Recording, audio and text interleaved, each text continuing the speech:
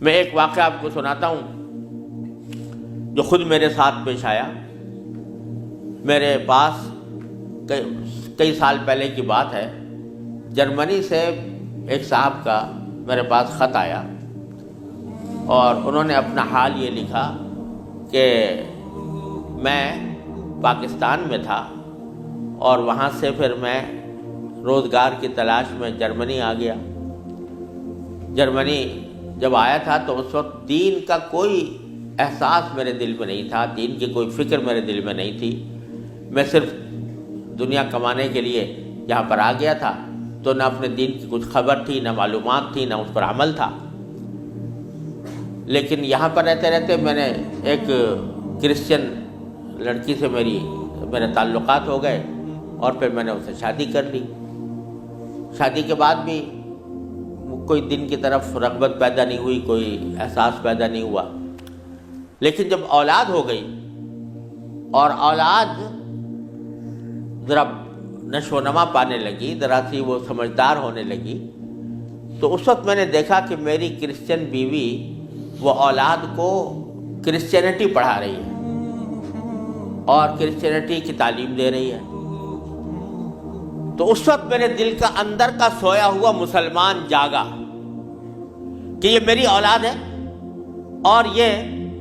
Christian بننے جا رہی ہے، میری بیوی اس کو کرسچینٹی پڑھا رہی ہے. تو میں نے اپنی بیوی سے کہا کہ تم اس کو یہ کرسچینٹی مت پڑھاؤ. بیوی نے کہا میں کیوں نہ پڑھاؤں، یہ میری بھی اولاد ہے اور میں اس کو حق سمجھتی ہوں تو اپنی اولاد کو بھی ویسے ہی بنانا چاہتی ہوں. میں نے کہا نہیں، کرسچینٹی حق نہیں ہے، اسلام برحق ہے. تو اس نے کہا مجھے ثابت کرو کہ کیوں برحق ہے اسلام اور کرسچینٹی میں کیا خرابی ہے. تو اب میرے پاس علم تو تھا نہیں، مجھے اپنے دین کا بھی پتہ نہیں تھا، کرسچینٹی کا بھی پتہ نہیں تھا. لہذا جب وہ بات کرتی تو میں اس کا جواب دینے کے لیے کی پوزیشن میں نہیں تھا، اس کے سوالات کا جواب نہیں دے سکتا تھا، اس کے اعتراضات کا جواب نہیں دے سکتا تھا. تو میں اس مشکل میں ہوں کہ میری اولاد وہ میری بیوی کی تعلیم و تربیت کے نتیجے میں کرسچن بننے جا رہی ہے اور میرے دل پر آرے چل رہے ہیں، میں کچھ کر نہیں سکتا. تو آپ مجھے کوئی طریقہ بتائیے. یہ خط میرے پاس آیا تو میں نے اللہ تبارک و تعالیٰ سے دعا کی کہ اللہ کوئی ایسی تدبیر اس دل میں ڈال دیجیے کہ جس سے اس بیچارے مسلمان کی مشکل حل ہو.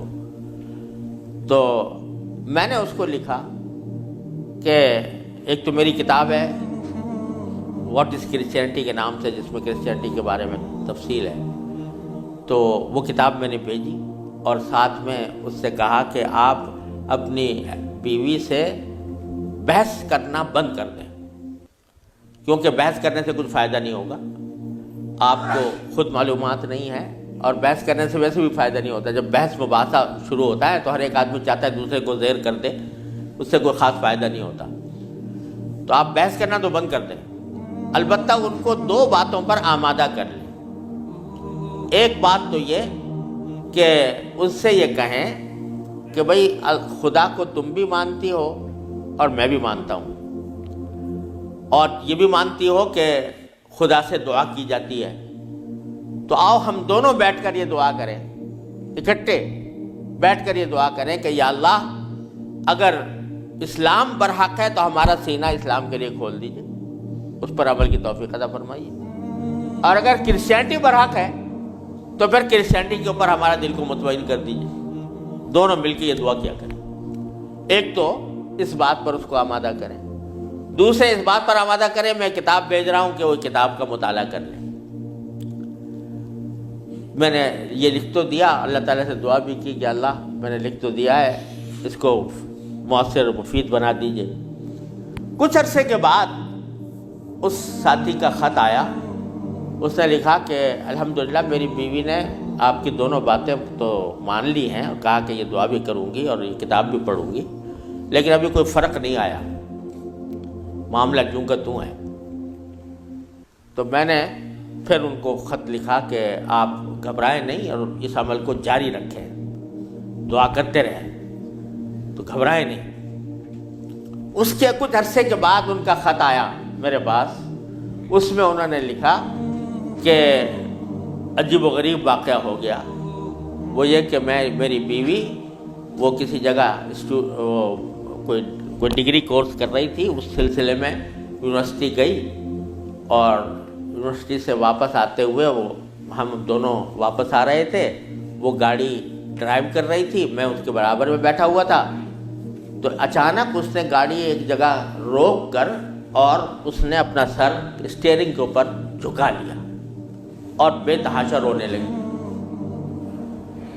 میں سمجھا کہ خدا نہ کرے اس کے اوپر کوئی دل کا دورہ پڑا ہے یا کوئی تکلیف ہوئی ہے، تو میں پریشان ہوا۔ میں نے پوچھا کیا بات ہے، تو روتے روتے اس سے بولا نہیں جا رہا تھا۔ بمشکل جب میں نے بار بار پوچھا تو اس نے ایک جملہ کہا کہ میں اور کوئی تکلیف نہیں ہے، بس مجھے تم مسلمان بنا، اسلام میں قبول کرنا چاہتی ہوں۔ کہتے مجھے اپنے کانوں پر اعتبار نہیں آیا کہ یہ وہی عورت ہے کہ جو اتنی شدت کے ساتھ مجھ سے بحث کیا کرتی تھی، اور اب یہ کری کہ میں نے کیا کہا، تو بار بار میں نے اس سے پوچھا تو اس نے کہا کہ نہیں، میں سچ کہہ رہی ہوں کہ مجھے مسلمان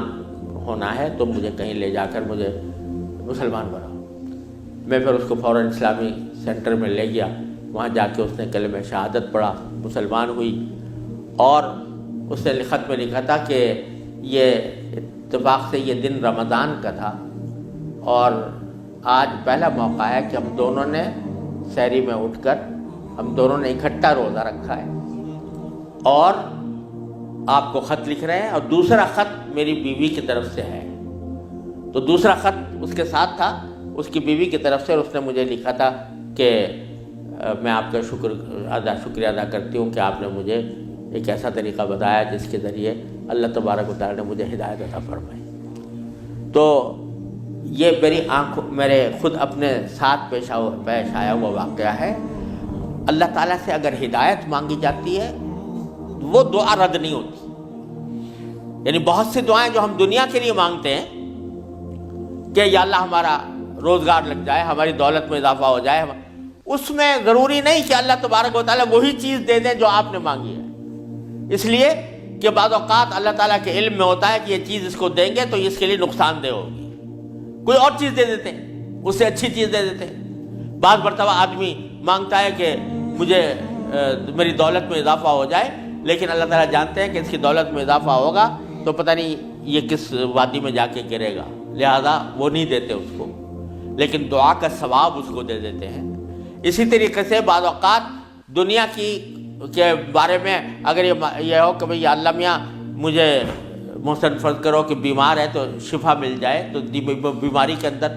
بعض اوقات اللہ تعالیٰ جانتے ہیں کہ اس کا بیمار رہنا ہی اس کے حق میں زیادہ فائدہ مند ہے، تو وہ بعینی ہی وہ چیز نہیں دیتے، لیکن اس سے اچھی چیز عطا فرما دیتے ہیں۔ یہ اللہ تبارک و تعالیٰ کی سنت ہے دنیاوی چیزوں کے بارے میں۔ لیکن اگر کوئی ہدایت مانگے سچے دل سے، یا اللہ مجھے ہدایت دے دے، یا اللہ مجھے سیدھے راستے پر چلنے کی توفیق دے دے، یا اللہ میری اولاد کو سیدھے راستے پر چلنے کی توفیق دے دے، تو یہ دعا رد نہیں ہوتی، اور یہ دعا ضرور قبول ہوتی ہے بشرطے کہ مانگنے والا ہو، سچے دل سے مانگے، خشوع کے ساتھ مانگے، اللہ تعالیٰ سے مانگنے کے انداز میں مانگے، تو اللہ تبارک و تعالیٰ وہ دعا رد نہیں فرماتے۔ بلکہ میرے شیخ حضرت عارفی رحمۃ اللہ علیہ فرمایا کرتے تھے کہ اپنے اللہ میاں سے جب کوئی مانگو تو مچل کر مانگا کرو، یعنی اپنے اللہ میاں سے باتیں کیا کرو، کہہ دیا کرو یا اللہ یا تو مجھے ہدایت دے دیجئے ورنہ آخرت میں مجھ سے مواخذہ نہ فرمائیے گا، یا تو مجھے ہدایت دے دیجئے، گناہوں سے بچا لیجئے، اپنی نافرمانیوں سے بچا لیجئے، یا پھر آخرت میں میری گرفت نہ فرمائیے گا۔ تو بندہ جب اس طرح مانگتا ہے تو اللہ تبارک و تعالیٰ ضرور عطا فرماتا ہے، ہدایت ملتی ہے، اور ساتھ ساتھ یہ کہ وہاں پر آپ کے لیے ایک عذر ہو جاتا ہے کہ یا اللہ میں نے تو آپ سے مانگا تھا اور کہا تھا کہ مجھے ہدایت دے دیجئے، میرے گناہ چھڑوا دیجئے مثلا۔ تو آدمی اپنی سی کوشش کرے اور باقی کام کے لیے دعا کرے، صرف دعا بھی کافی نہیں ہوتی، اپنی سی کوشش بھی ضروری ہے۔ جیسے میں نے یہ مثال دی تھی تو میں نے ساتھ میں اس کو کتاب بھی دی تھی، ایسا نہیں کہ صرف دعا ہی پر اکتفا کرے، بلکہ تھوڑا سا طلب اس کے اندر پیدا ہو، کہ طلب بھی ہو، طلب ہو اور اس طلب کے لیے کوئی عملی اقدام اپنا سا کرے، اس کے بعد اللہ تعالیٰ سے مانگے تو اللہ تعالیٰ رد نہیں فرماتے۔ حضرت مولانا رومی رحمۃ اللہ علیہ فرماتے ہیں، مثنوی والے مولانا رومی فرماتے ہیں کہ دیکھو حضرت یوسف علیہ السلام کا واقعہ دیکھو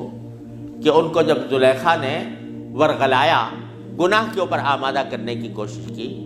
تو قرآن کریم میں ہے کہ اس سے پہلے اس نے سارے دروازوں پر تالے ڈال دیے تھے، غلقت الابواب، سارے دروازوں پر تالے ڈال دیے تھے، اور پھر حضرت یوسف علیہ السلام کو بہکایا، ورغلایا۔ تو حضرت یوسف علیہ السلام آنکھوں سے دیکھ رہے تھے کہ سامنے دروازوں پر تالے پڑے ہوئے ہیں، نکلنے کا راستہ نہیں ہے، لیکن انہوں نے یہ سوچا کہ میرے بس میں اتنا ہے کہ دروازے تک چلا جاؤں، بھاگ گئے، تو بھاگ گئے، دروازے تک پہنچ گئے، اور وہاں جا کے مانگا اللہ تعالیٰ سے کہ یا اللہ یہاں تک پہنچنا تو میرا کام تھا، آگے دروازے سے باہر نکالنا اور اس گناہ سے مجھے بچانا آپ کا کام ہے۔ تو نتیجہ یہ ہوا کہ دروازے کے تالے ٹوٹ گئے اور داخل۔ تو مولانا رومی فرماتے ہیں کہ گرچہ رکھنا نیست عالم را پدید، خیرہ یوسف وار می باید دوید، اگرچہ تمہیں اس دنیا کے اندر تمہیں کوئی راستہ نظر نہیں آ رہا،